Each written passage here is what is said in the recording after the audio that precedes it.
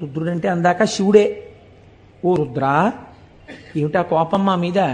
అంత కోపంగా ఉన్నారేమిటి స్వామి? మీ కోపానికి నమస్కారం. నమస్తే రుద్రమన్యవ ఉతోత ఇషవే నమః. దీన్ని ఉభయతర నమస్కారం అంటారు.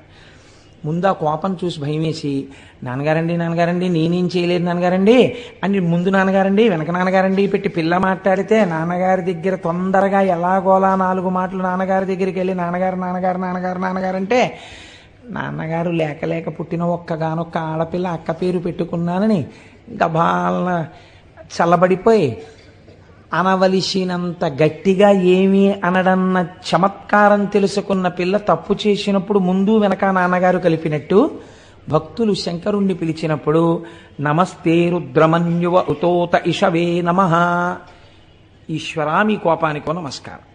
ఇప్పుడు మీరు ఒకటి ఆలోచించండి. మీరు రుద్రాభిషేకం చేయడం మొదలు పెడుతూ